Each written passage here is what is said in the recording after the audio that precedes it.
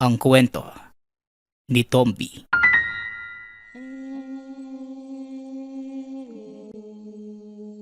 Ang kwentong ito ay hango sa totoong buhay.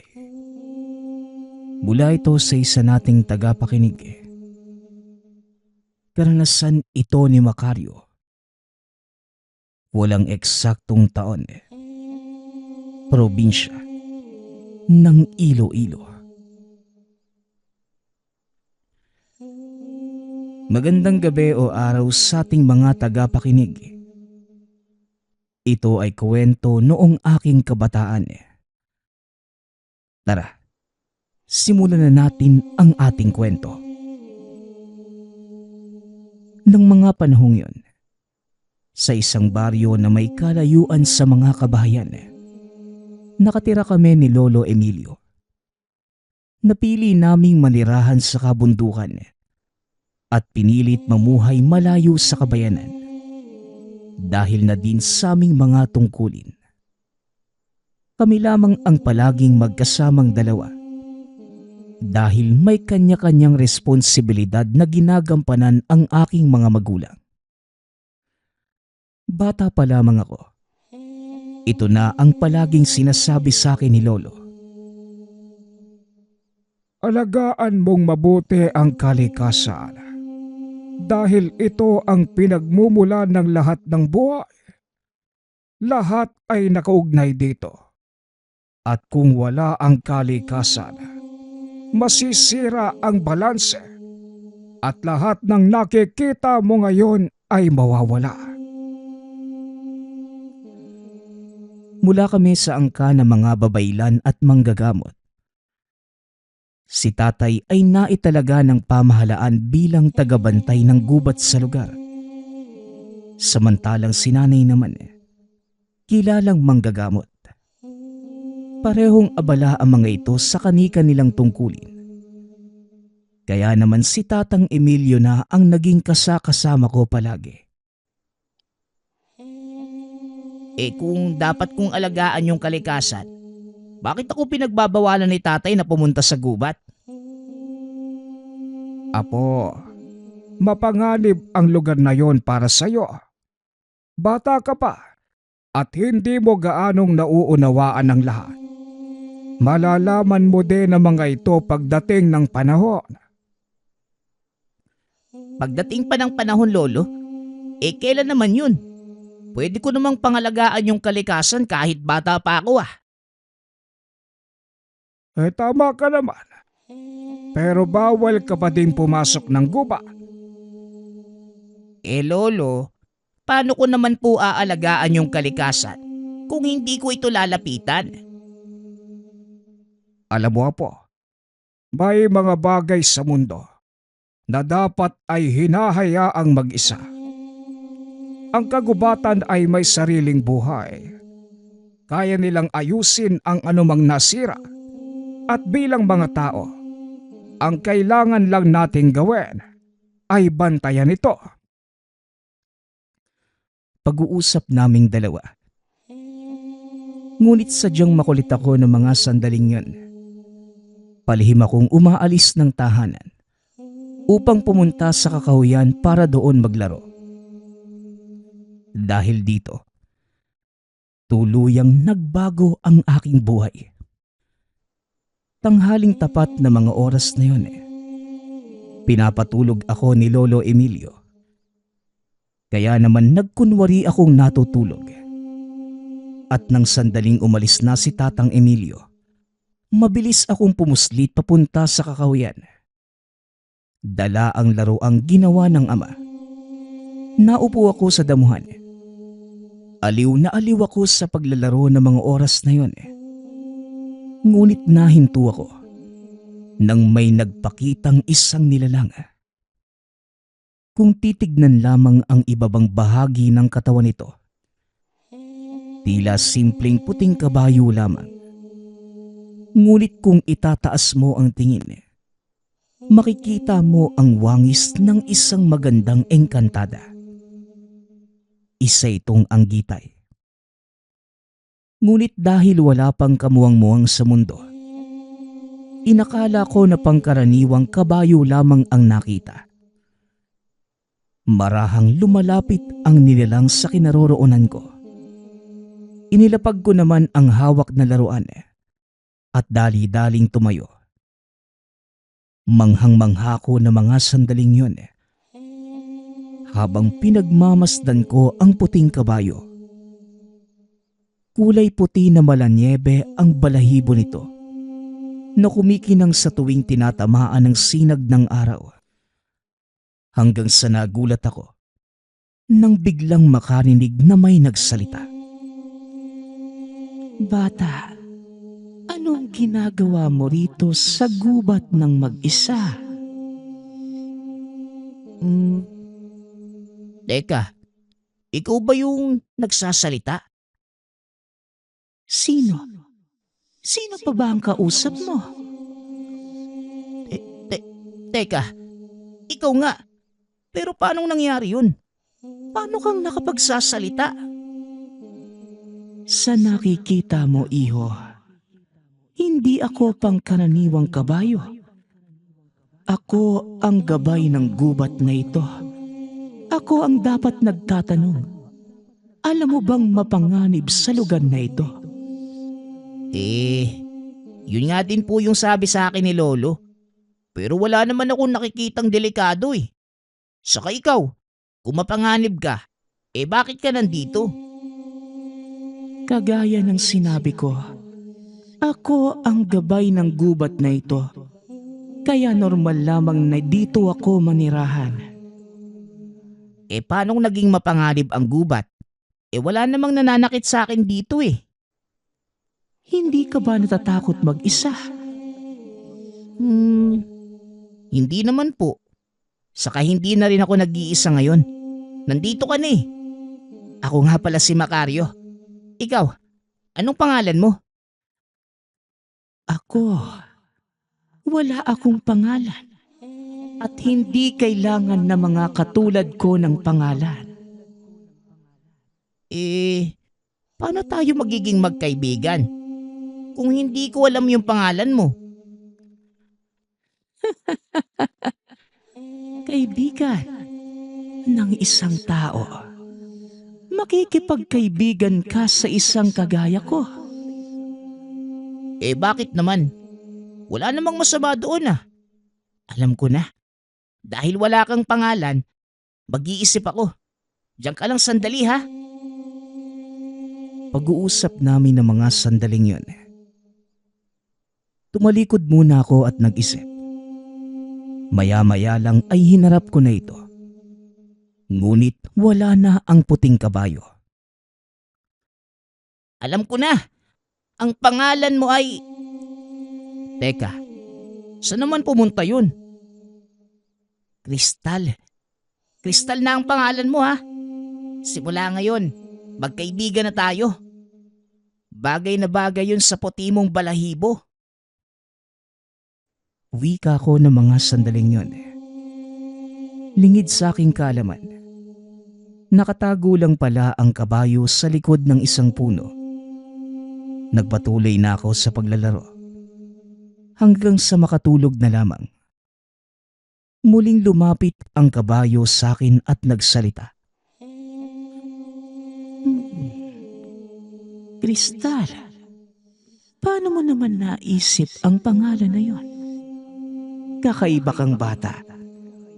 Ramdam ko na may mabuti kang kalooban. Tinatanggap ko ang pakikipagkaibigan mo, Macario. Wika ni Kristal. Biglang nagising ako. Narinig ko ang boses ng anggitay. Ngunit wala na ito sa paligid. Hanggang sa napansin ko na hapon na pala. Kaya dali-dali na akong umuwi. Naku, lagot! Nagbabantay si Loco sa may hagdanan. Siguradong mapapagalitan na naman ako nito. Marahan akong naglikod paikot sa kusina. Ngunit napansin naman ito ni Tatang Emilio. Aba, Macario! At saan ka na naman ba nang galing bata ka? Hindi ba't sinabi ko sa iyong wag na wag kang pupunta sa gubat? Hindi naman po ako nagpunta doon, Lolo. Diyan lang po ako sa bungad ng gubat. Naglaro sa damuhan. O ba't? Huwag kang magsinungaling. Inikot ko na ang buong paligid. Hindi nga kita nakita. Pasensya na po, Lolo. Huwag na po kayo magalit. Siya nga pala. May nakilala po ako sa gubat, Lolo. Isa po siyang puting kabayo. Pero parang kakaiba siya eh. Kasi yung pang itaas niya po katawan ng tao. Napakaputi pa nga po ng balahibo niya. Biglang natigilan ang matanda sa narinig. Tumayo ito at nilapitan ako. Anong sinabi mo? Puting kabayo ka mo. Isang anggitay. Opo, Lolo. Napakaganda po ng kabayo na yun. Tapos, nagsasalita pa siya. Pinangalanan ko nga po siyang Kristal eh. Kasi sobrang puti talaga ng balahibo niya. Kristal. At saan mo naman nakuha ang pangalang yon? Wala po, Lolo. Parang nadinig ko lang po yun sa isipan ko dati. Ganun ba? Sige, maghugas ka na ng katawan nang makapaghapunan na tayo. Pag-uusap namin ni Lolo. Biglang nakaramdam na matinding pagkabalisa ang matanda. Dahil nag-aalala ito sa mga sinabi ko. Kinabukasan, inaya ako ni Tatang Emilio na puntahan ang ama sa bayan. Tuwang-tuwa ako na mga sandaling yun dahil minsan ko lamang nakikita ang ama. Pagkarating naman sa kanyang tanggapan, dali-dali ko siyang niyakap. Mahalatang sabik na sabik ako sa mga magulang. Oh, bakit kayo napadalaw, tay? Uuwi naman ako sa Sabado ah. Ano bang nangyayari? Tanong ng aking ama. Inutusan naman ako ni Lolo Emilio na maglaro muna sa labas. May nangyari sa anak mo. Kahapon pumuslit na naman siya papunta sa gubat. At ayon sa kanya, nakita niya ang puting anggitay at pinangalanan pa niya itong Kristal. Kristal, yun ang pangalan ng gabay ng kagubatan. Paanong nalaman ni Macario ang pangalang yun? Hindi ko din alam, anak. Gulit may hinala kong pinili ng gabayang anak mo. Ano, tay?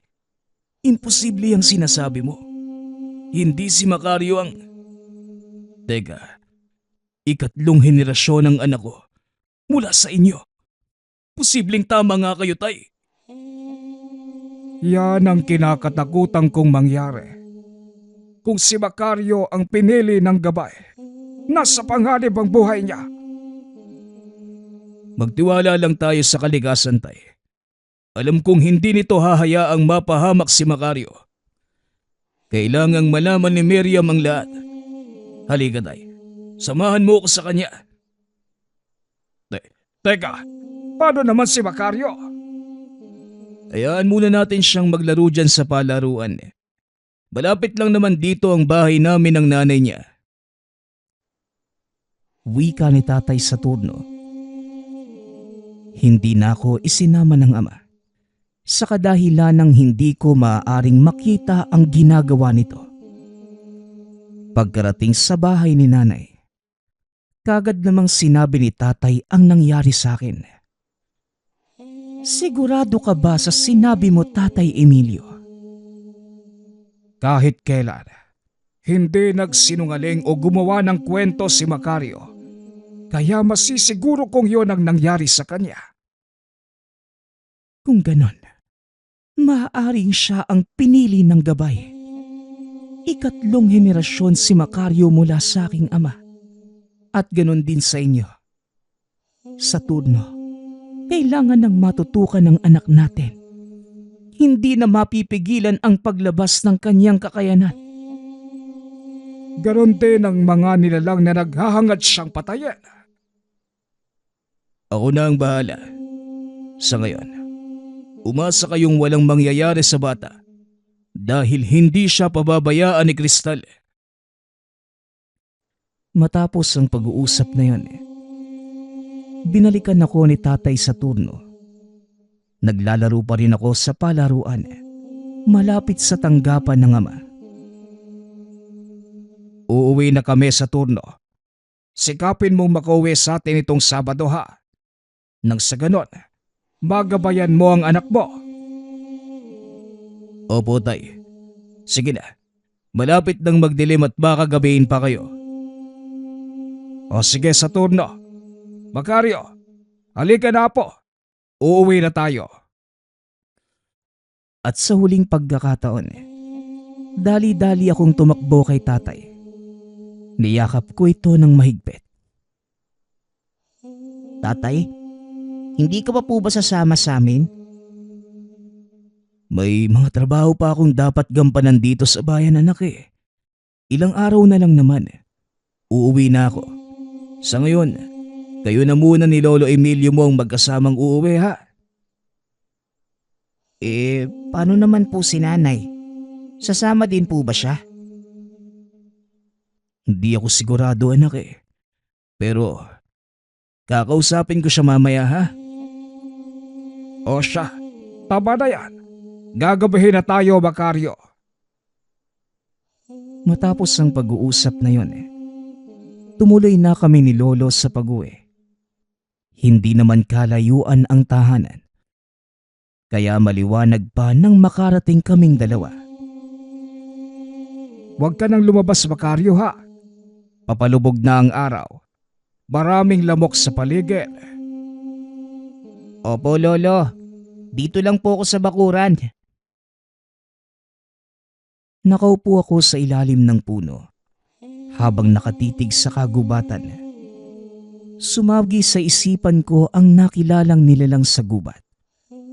Maya-maya pa, tinawag na ako ni Tatang Emilio para maghapunan. Opo, napapansin ko kanina ka pa walang imik ka. Ano bang nangyayari sa'yo? Po? Wala naman po. Napagod lang siguro ako Lolo. Sige po, matutulog na po ako ha. Sabagay. Malayo-layo nga naman yung nilakad natin. O sige na, magpahinga ka na roon. Pumasok ako sa silid. Nahiga sa kama. Unti-unti akong dinalaw ng antok hanggang sa tuluyang makatulog. Ngunit hindi pa man nagtatagal. Bigla akong nagising dahil sa matinding liwanag na tumatama sa mga mata. Dahan-dahan kong idinilat ang mga mata. Nagulat ako dahil nakahiga na ako sa damuhan. Teka, umaga na ba? Kakapikit ko pa lang ah. Teka, nasan ba ako? Wala na ako sa bahay ah. Nandito ka sa aking tahanan. Nasa panganib ang buhay mo, Macario. Pinatawag kita rito para bigyan ng babala kasabay ng pagkagising ng iyong kapangyarihan ay ang pagdating naman ng mga nilalang na gusto itong makuha. Kapangyarihan? Ano naman po yung kapangyarihang sinasabi niyo? Sa ngayon, iho, hindi mo pa ito matutuklasan. Ngunit darating ang pagkakataong lalabas ito ng kusa. Sa ngayon, tandaan mo lang ang lahat ng sinabi ko sa iyo. Matapos magsalita ni Kristal, kagad itong naglaho. Muli akong nasinaw sa liwanag, napapikit, at nang idilat ko ang mga mata, nasa loob na ako ng aking silid. Nakaupo si Tatang Emilio sa tabi ng higaan. Apo, anong nangyayari sa'yo? Bakit bigla ka na lang nagsasalitang mag-isa? Lolo, dinalaw po ako ni Kristal sa panaginip. May binigay po siyang babala. Nasa panganib daw po ang buhay ko. At kasabay ng paggising ng kapangyarihan ko, ay ang paglabas naman ng mga nilalang na gustong pumatay sa akin. Ito na nga ang sinasabi ng iyong ama. Ngayon, naiintindihan mo na ang lahat ng gusto kong sabihin. Mapanganib ang gubat, Macario. Nauunawaan ko naman po yung sinasabi niyong panganib eh. Pero ang hindi ko lang maintindihan ay yung sinabi ni Kristal na kapangyarihan. Ang ating angkan may kakayanang makipag-usap sa kalikasan. Nagagamit natin ang lakas at enerhiyang nagmumula dito para makapagpagaling ng may karamdaman o hindi kaya bumuhay ng mga patay. Ito ang kapangyarihang gustong makuha ng mga nilalang. At para mangyari yon, kinakailangan kanilang patayin. Sino po bang mga nilalang yung nais pumatay sa akin, Lolo? Saka bakit nila gustong kunin yung kapangyarihan ko? Mga engkantong ete, Macario. Isinumpa ang mga nilalang na yon. Tinanggal sa kanila ang karapatang maging mortal at maibabalik lamang ito sa kanila kung makukuha ng mga engkanto ang kapangyarihan mong kumonekta sa kalikasan. Lolo, ano na pong gagawin ko? Ikaw lang ang nakakaalam ng dapat gawin, Macario. Sa ngayon, hindi mo dapat isipin ang bagay na yan. Magpahinga ka muna. Bukas natin pag-iisipan ang tungkol sa bagay na yan. Pag-uusap namin ni Lolo. Dito ko lamang napagtanto ang mga bagay-bagay. Pilit inililihis ni Tatang Emilio ang buhay ko. Nais niya itong magkaroon ng simple, ngunit makabuluhang buhay bilang bata. Ngunit alam niyang hindi ito maiiwasan. Dahil nakasulat na sa kapalaran ko ang tadhana. Kinabukasan, umalis si Tatang Emilio upang bumili ng mga pangangailangan. Kinuha ko naman ang pagkakataong yun upang puntahan si Kristal sa gubat at makausap. Kristal, alam ko nandito ka. Pakiusap. Magpakita ka sa akin. Marami lang akong katanungan. Wika ni Macario. Tumahimik ang paligid. Ilang sandali pa ay nagpakita na ang puting anggitay. Talagang hindi ka marunong makinig. Sinabi ko na sa iyo na mapanganib ang lugar na ito para sa mga kagaya mong bata. Hindi mo na ako dapat pangaralan. Alam ko na ang tungkol dyan. Sagutin mo ang tanong ko. Kaya mo ba akong tulungan? Nalabanan yung mga engkantong gustong pumatay sa akin? Nasisiraan ka na ba ng ulo? Paano mong lalabanan ang mga engkanto? Isa ka lamang paslit. Oo, paslit. Pero meron akong kakayanang kumonekta sa kalikasan. Ipinaliwanag na sa akin ni Lolo Emilio ang lahat. Malaking gulo. Kung sakaling makukuha ng mga engkanto ang nakatago kong kapangyarihan, isa lang ang paraan para mapigilan sila. At yun ay ang lumaban sa kanila. Kung yan ang gusto mong gawin, sino ako para tumanggi sa kahilingan ng aking kaibigan? Halika, sumakay ka sa aking likuran. Ituturo ko sa iyo ang lahat ng dapat mong malaman tungkol sa kapangyarihan mo. Dali-dali ko naman itong ginawa. Sumakay ako sa likod ng kabayo. Mabilis itong tumakbo papasok ng gubat. Nakikita ko ang lahat ng mga nilalang. Mula sa pinakamalalaki hanggang sa maliliit na lambana. Kasabay ng mga nakikitang tanawin ang kaalaman sa paggamit ng mga kapangyarihan. Teka, saan naman ang gagaling ang mga kaalamang to, Kristal? Ang kalikasan mismo ang magtuturo sa'yo kung paanong kumonekta sa kanya. Pakinggan mong mabuti ang sinasabi ng bawat puno, mga halaman. Pakinggan mo ito sa pamamagitan ng iyong puso. Wika ni Kristal. Sinunod ko naman ang mga sinasabi nito. Kusang pumapasok sa isipan ko ang mga pamamaraan ng mga ninuno ko. Sa palagay ko, handa na ako, Kristal. Malakas ang mga engkantong nais pumatay sa'yo. Kaya huwag kang magpapakampante. Pero huwag kang mag-alala. Dahil hindi kita pababayaan. Maraming salamat, Kristal. Hindi mo kailangang magpasalamat. Ito ang aking tungkulin sa iyong angkan. Simula pa noon, ikaw ang ika-15 bantay. At kagaya ng mga nauna sa iyo, inaalay ko ng buong katapatan ang aking buhay. Pag-uusap naming dalawa. Samantala, sa kabilang banda naman, dumating si tatay sa turno, maging si nanay Miriam. Dali-dali akong hinanap sa kagubatan. Ngunit walang kaalam-alam si Tatang Emilio kung nasan ako nagpunta. Iniwan ko lang siya dito.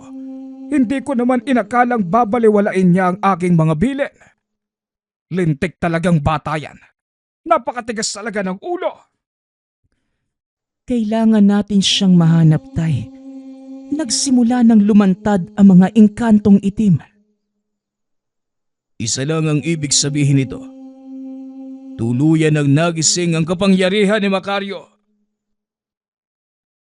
Habang nag-uusap ang tatlo, biglang nagdilim ang kalangitan.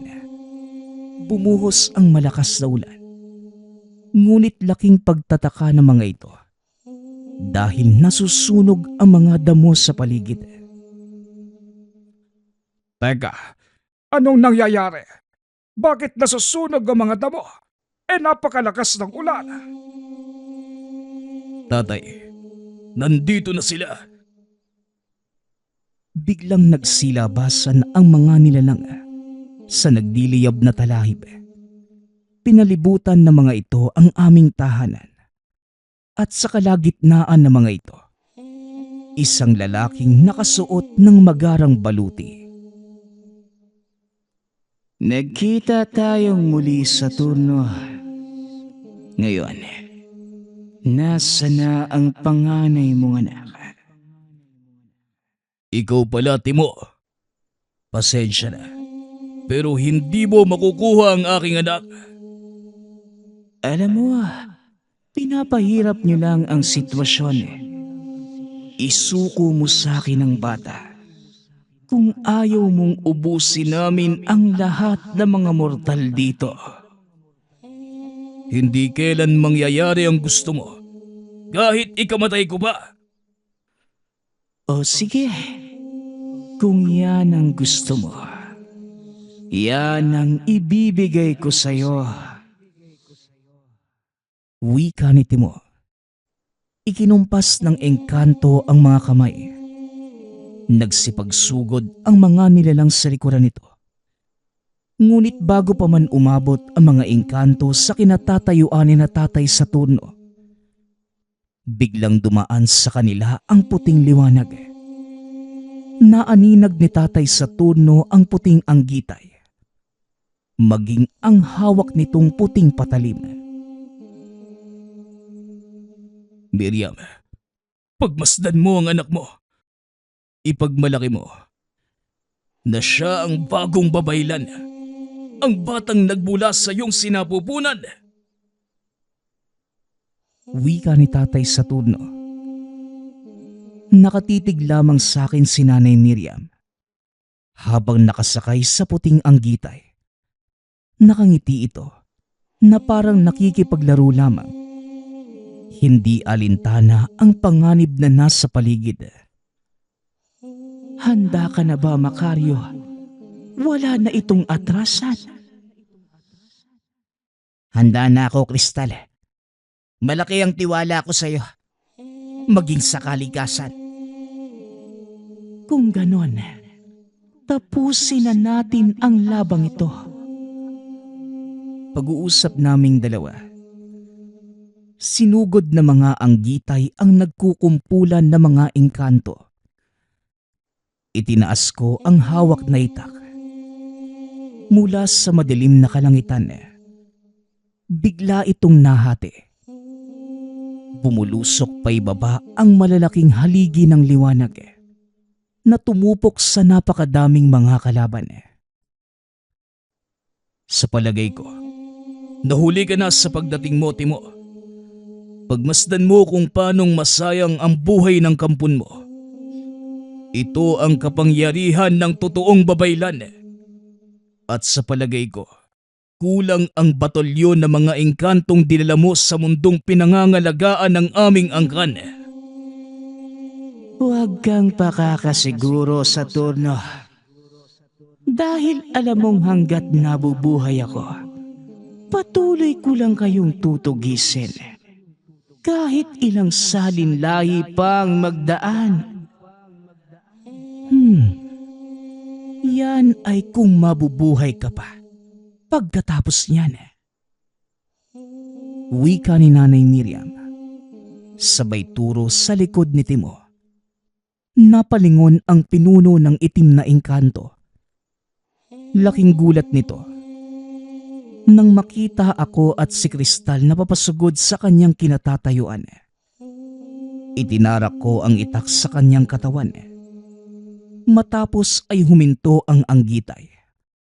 Bumaba ko. Nilapitan ang nooy nakaluhod na kalaban. Hindi ko alam kung ano yung dahilan mo para kunin yung kapangyarihang iniingatan ng aming angkan. Gusto ko lang maggamit ng buhay na walang hanggan. Nakakasawa na ang mamatay at muling isilang.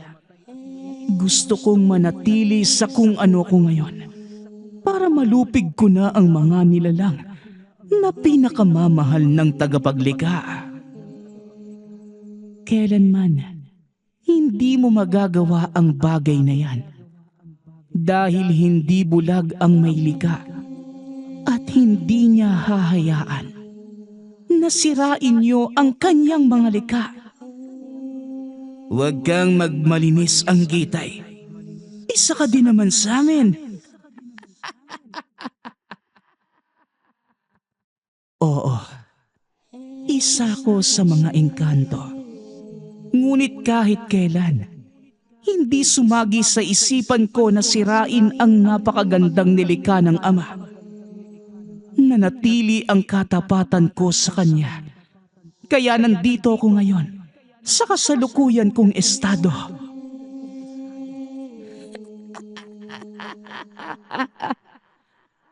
Ang sabihin mo, pinipilit mong gumawa ng mabuting bagay para lang kagiliwan ka ng may likha sa pagbabakasakaling pabaliking kanya sa kanyang kaharian sa langit. Kasama sa dakilang plano ang pagtapon sa ating mga pinanubol. Kung sana lang naunawaan mo ito, hindi ka magkakaganyan.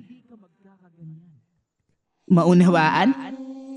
Kahit kailan, hindi ko mauunawaan yung naging hatol niya. Tapat akong tagapaglingkod ng Ama.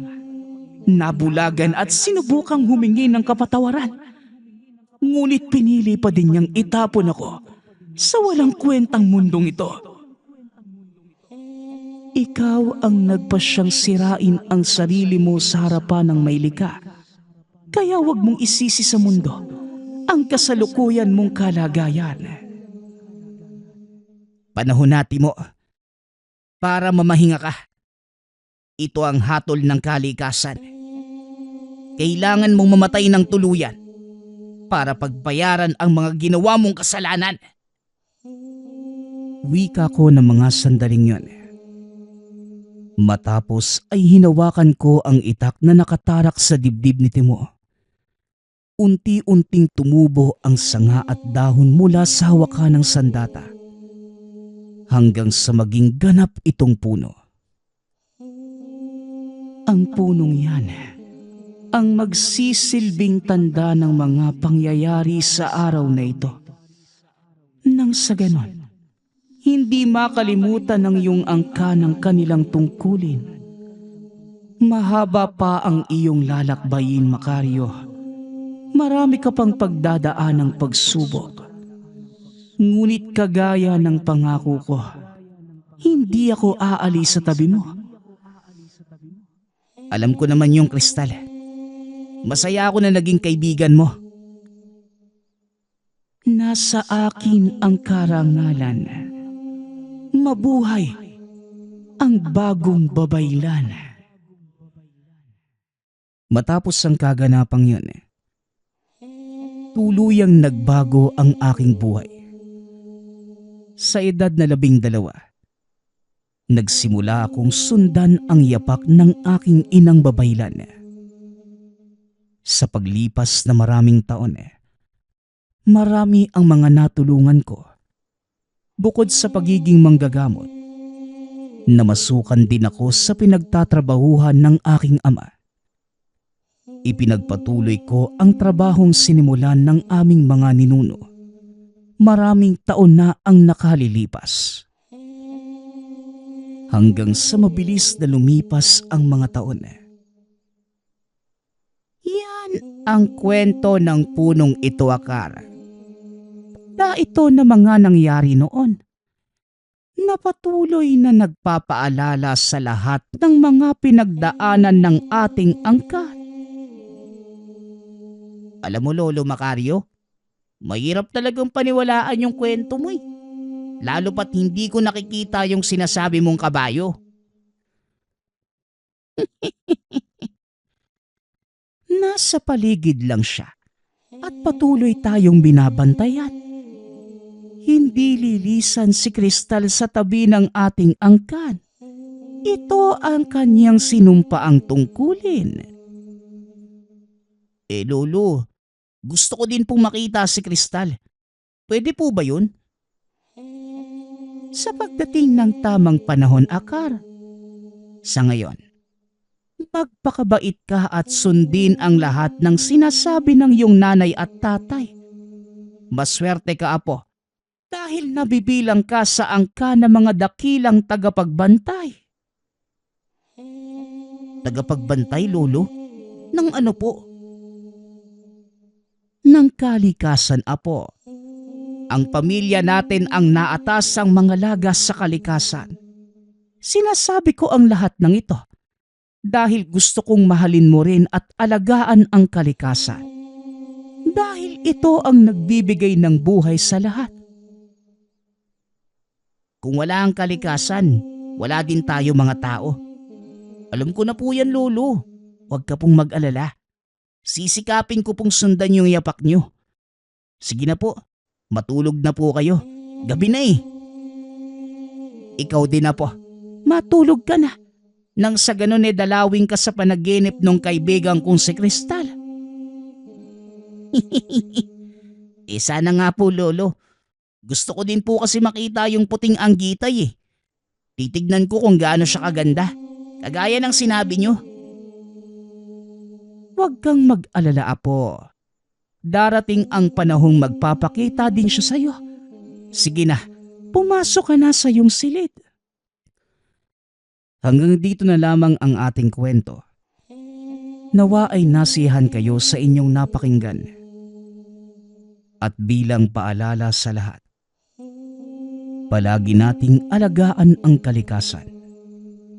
Dahil kagaya sa ating kwento, ito ang nagpapanatili ng balanse sa mundo. At kung wala na ito, saan tayo pupuluting mga tao? Lahat ng ito ay dahil lamang sa gabay na puting anggitay at batang babaylan. Ang susunod nating kwento ay mula sa isa nating tagapakinig. Karanasan ito ni Bitoy. Walang eksaktong taon. Probinsya ng Antique. Nasa ikalawang baitang ng high school pa lamang itong si Bitoy nang mangyari ito sa kanilang probinsya. Ngunit tila sariwa pa rin ang lahat sa kanya. Nang mga panahong yon, nasa pangangalaga ito ng lola. Dahil nasa syudad ang mga magulang upang magtrabaho. Wala itong mga kapatid. Marami din ang ginagawa ng lola sa tahanan. Kaya naman hindi siya nito masyadong naaasikaso. Naging makulit at pasaway dahil naghahanap ito ng atensyon ng iba. Nadala niya ang kakulitan sa paaralan. Kaya siya ang palaging dahilan ng madalas na pagtawa ng klase at maging sa kapahamakan. Bagamat gusto siya ng mga kamag-aral, meron namang mga iilang guro na ayaw sa kakulitan nito dahil naiistorbo ang klase. Umabot na sa puntong ipinatawag na ang mga magulang dahil hindi na ito mapagsabihan. Ngunit dahil wala naman ang mga magulang, tanging ang lola lamang ang dumalo sa pagtatagpo. Lola, ang pakiusap lamang po sa inyo na sana pagsabihan niyo po yung apo niyo. Nakakagulo na po siya sa mga klase eh. Ilang guro na rin po yung nagreklamo dahil hindi na siya mapagsabihan. Mabait naman pong bata si Bitoy, Lola. Ang tanging problema lang po masyado na po siyang makulit. Wika ng prinsipal. Pasensya na ho kayo sa mga ginagawa ng apo ko. Sana po habaan niyo pa po ang pangapasensya ninyo. Dahil bata pa lang ang apo ko. Pagtanda naman yan, siguradong mababawasan na rin ang kakulitan niya. At wala naman siyang nasasaktang tao Tugon ng lola. Patuloy naman ang pag-uusap ng lola at prinsipal habang nasa labas si Bitoy. Dahil bata pa ng mga sandaling yun, hindi niya maiwasang maghanap ng ibang gawain upang maglibang. Habang abala sa pagmamasid, hindi niya namalayan ang presensya ng isang guro. Ngayon niya lamang nakita ang gurong ito, ngunit hindi maikakaila ang taglay nitong kagandahan. Naliligaw ka ba, iho? Sasamahan kita pabalik. Wika ng dalagang guro. Bagamat napakaganda nito, hindi niya naiwasang mapaatras dahil sa takot. Dahil tila may kakaiba sa aura ng babaeng ito. Oh, bakit para bang nakakita ka ng multo? Muling wika ng dalagang guro. Hindi na nagsalita si Bitoy at umalis na lamang. Bagamat nahihiya sa inasal, mas nangibabaw pa rin ang takot niya dito. Pagkabalik ay saktong nasa labas na ang lola. Oh, halika na Bitoy. Mamaya tayo'y mag-uusap Wika ng lola. Dali-daling kinuha ang kamay ng apo. Napatingin sa bandang likuran si Bitoy at nakita niyang nakatitig ang guro sa kanya. Pagka-uwi sa tahanan, pinangaralan ito ng lola. Ngunit kahit anong sabihin ng matanda ay hindi ito pumapasok sa utak niya. Dahil naiisip pa rin ang gurong nakaengkwentro. Kinabukasan, pagpasok sa eskwelahan, narinig niya ang usapan ng mga kaklase na umalis na ang kanilang gurong si Ma'am Esther. Bali-balita, namatay ito sa karumal-dumal na paraan. Natigil ang daldalan ng merong pumasok sa silid. Nabighani sila sa kagandahan ng nagpakilalang bagong guro, si Ma'am Annie, at kagad naman siyang tinanggap ng klase nila. Tinignan ni Bitoy ang mga kaklase at punong-puno sila ng adorasyon sa guro. Siya lamang ang natatanging nakakaramdam na parang merong mali. Habang kumakain si Bitoy, naisipan niyang pumunta sa likuran ng eskwelahan. Doon ay walang masyadong tao. Mabibigyan siya ng katahimikan upang makapag-isip. Nagtago si Bitoy sa likuran ng puno nang makarinig na may paparating. Nakita niya ang bagong guro. Lalabas na sana sa pinagtataguan. Ngunit bigla itong nawala. Naisip ni Bitoy na baka guni-guni lamang na nakita niya ang gurong yon. Teka, anong ginagawa mo dito, iho? Tanong ng guro. Kagad namang napasigaw si Bitoy sa gulat nang sumulpot sa kanyang likuran ng guro. Sakto namang tumunog ang kampana, senyales na tapos na ang oras sa pagkain. Kagad pumasok si Bitoy sa silid-aralan. Ngunit pagtingin niya muli, nawala na naman ang guro. Lumipas ang panahon at unti-unti nang nababawasan ang kutob ni Bitoy sa guro. Napakabait. Mahaba ang pasensya nito. Nagustuhan ito ng buong klase. Bukod sa napakaganda at bait nito, napakalinaw niyang magpaliwanag kaya naman matataas ang markang nakukuha nila. Nabalitaan din ng mga magulang at lola ni Bitoy ang tungkol sa guro. Isang hapon, magpapasuri sana si Bitoy kay Ma'am Annie tungkol sa mga aralin. Ngunit hinanap niya ito at hindi nakita. Lumipas pa ang ilang oras at malapit nang magsara ang eskwelahan. Napagpasyahan niya na umuwi na lang at ipagpabukas ang gawain. Habang naglalakad si Bitoy, napadaan siya sa medyo liblib na parte ng bayan. Doon ay nakakita ng isang lalaking may puting balbas at may daladalang maliit na libro na nagbabasa ng mabilis. Hindi niya ito masyadong binigyan ng pansin. Ngunit natakot siya nang makita ito na purong puti ang mga mata. Nais na sanang tumakbo. Ngunit marahan lamang itong naglakad. Ayaw niyang malaman ng lalaki ang kanyang presensya. Nang makalayo na ito, nagpatuloy na siya sa paglalakad pauwi.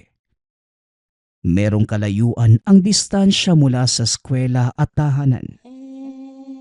Kaya maaga dapat itong umuuwi at umaalis. Makalipas ang ilang sandali, pakiramdam niya ay merong nanonood sa kanya.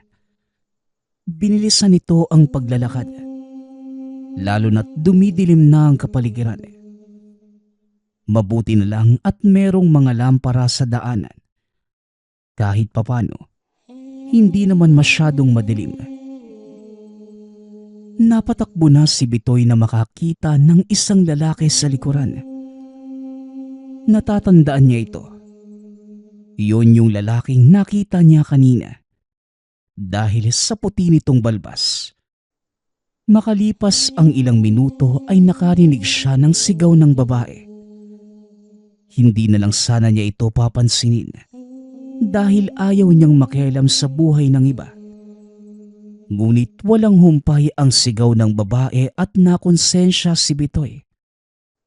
Sinundan niya ang mga sigaw. Nakita niya ang kaawa-awang kalagayan ng babae.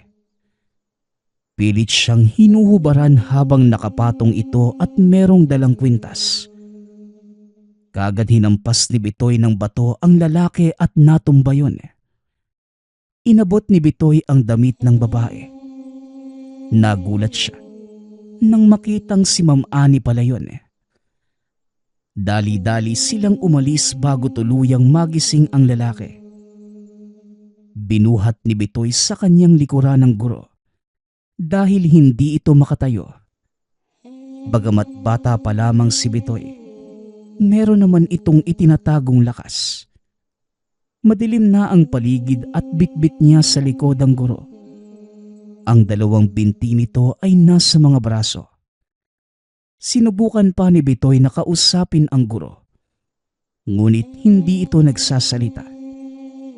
Napagtanto niya na maaaring na-trauma ito o napagod kaya naman hinayaan na lamang. Nang malapit na sa tahanan, ilang metro na lang, dito niya napagtanto na hindi niya pala alam kung saan iuuwi ang guro. Ibinaba na ito ni Bitoy. Laking gulat niya nang makita na kalahati na lang ito. Nawawala ang itaas na bahagi ng katawan. Hindi alam ni Bitoy kung ano ang iisipin o gagawin ng mga sandaling yun. Ngayon pa lamang nakainkwentro ng ganito. Hindi niya alam kung ano yun o kung ano ang sasabihin sa iba. Baka isipin ng mga makakita sa kanya na siya ang may gawa sa pagpaslang sa guro at sa karumal-dumal pang paraan kung saan hinati ang katawan. Dahil sa takot, naisipan niyang ligpitin ang kalahating katawan nito.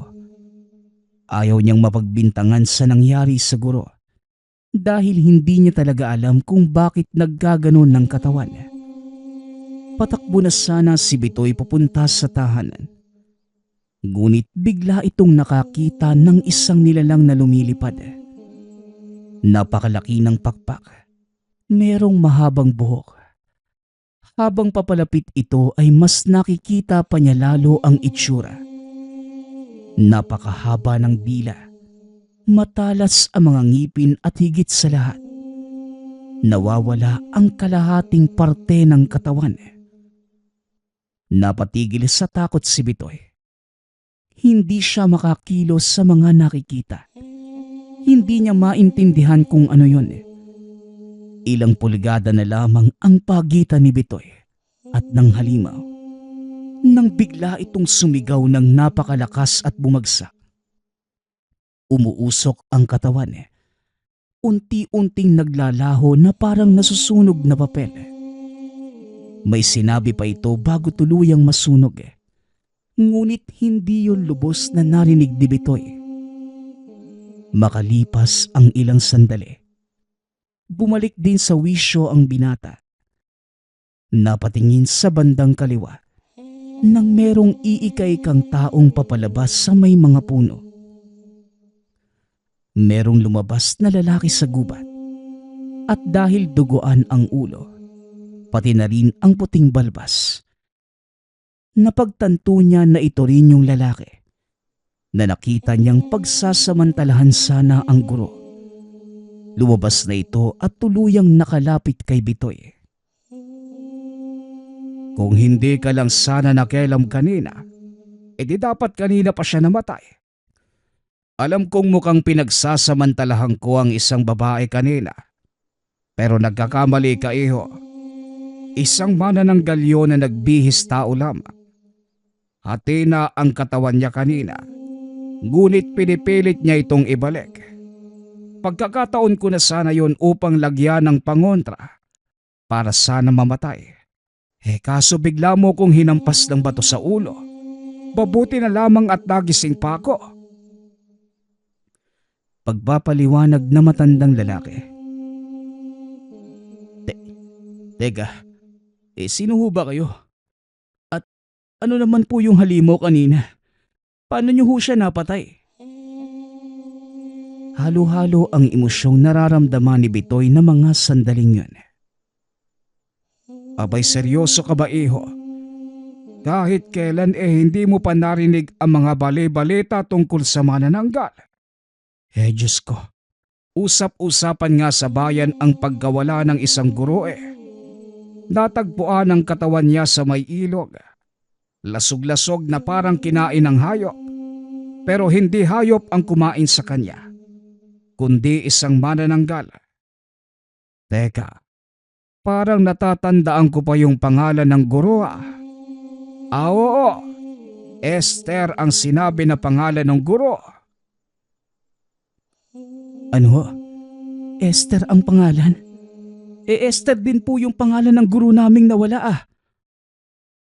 Pag-uusap ng dalawa. Maraming nalaman si Bitoy tungkol sa kwento ng lalaki. Nalaman din niya na isa pala itong albularyo at matagal na niyang hinahanap ang aswang sa bayan. Ipinaliwanag din niya kung ano ang iba't ibang uri ng mga aswang. Bagamat hindi sila magkakilala, kagad namang nakuha ang loob ng isa't isa. Napag-isipan na ni Bitoy na umuwi, lalo na't gabing-gabi na ng mga oras na yun. Ngunit parang ayaw pa rin siyang pauwiin ng lalaki. Iniisip ni Bitoy na maaaring masyado lang nitong nagustuhan ang kwentuhan nila. Ngunit matapos magpumilit ng lalaki, idiniin na ni Bitoy na kailangan na niyang umuwi at dali-daling umalis. Sinabi ng albularyo na kung gusto niya pang malaman ang tungkol sa nilalang, puntahan lamang siya sa isang kubo sa dakong roon. Nang makauwi na si Bitoy, hindi na niya pinaalam kagad sa lola ang pangyayari upang hindi na mag-alala. Hanggang sa isang araw, habang naghahapunan, nagkwentuhan ang maglola. Lola, ayaw ko pa ho sanang sabihin ito sa inyo pero baka kailangan niyo pong malaman. Si Ma'am Annie ho, isa po pala siyang manananggal. At baka siya rin po yung may dahilan sa pagkamatay ni Ma'am Esther. Pero hindi niyo po kailangang mag-alala. Namatay na po si Ma'am Annie dahil sa isang albularyo. Mabuti nga po nandun siya eh. Dahil kung hindi, ako na sana yung susunod na biktima. Wika ni Bitoy. Ano ka mo, apo? Napakabait ni Ma'am Annie. Alam na mga magulang na isa siyang manananggal. Pero hindi natin kailangang mangamba dahil nakita naming mga hayop lang ang kinakain niya. Hindi siya pwedeng kumain ng tao, iho. Pinakamalalang pwede niyang kainin ay isang sanggol. Hindi matandang tao. Nako, nakakalungkot naman yung pagkamatay niya. Napakabuti at ganda pa naman ng dalagang yun. Tugon ng lola. Teka, bakit hindi niyo po sinabi sa akin, lola, na alam niyo palang manananggal siya? Nabalot ito ng konsensya nang malamang mabuting tao pala talaga ang guro. Mabuti naming hindi niyo pa muna malaman ang tungkol kay Ma'am Annie dahil baka hindi niyo pa maintindihan. At mas iniisip namin ang kapakanan ng mga kababaihan dito sa bayan. Merong ligaw na lalaki na nagtatago dito sa bayan natin. Ang sabi nila, nasiraan daw yun ng ulo at pumapatay na magagandang babae. At teka, wala namang albularyo dito sa bayan natin, iho. Sa kabilang bayan siguro meron. Pero dito wala na.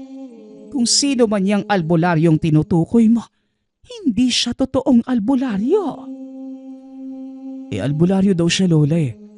Siya nga po yung pumatay kay Ma'am Annie. Meron siyang puting balbas at nakatira siya sa kubo sa dakong roon. Ang sabi niya pa sa akin na kung gusto ko pang malaman yung tungkol sa mga nilalang, puntahan ko lang siya.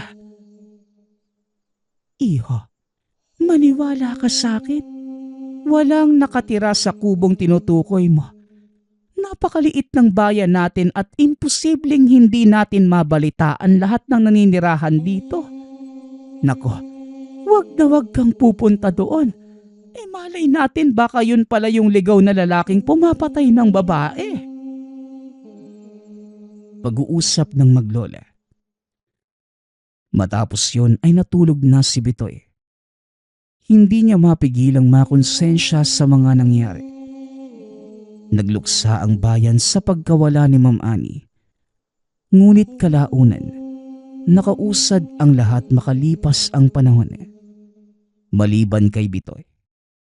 Hindi sinabi ng lola sa mga tao ang paglahok ni Bitoy sa pagkamatay ni Ma'am Ani. Hanggang sa lumipas ang panahon, naging isang kwento na lamang ang trahedyang ito. Ngunit magpasa hanggang ngayon, bit-bit pa rin ni Bitoy ang konsensya sa alaala na hinayaan niyang mamatay ang isang mabuting nilalang. O mabuti nga ba talaga? Nagpapasalamat nga pala ako sa lahat ng sumusuporta sa ating channel. Nawa ay patuloy niyong suportahan at pakinggan ang ating mga kwento. Hanggang sa muling pakikinig. Paalam.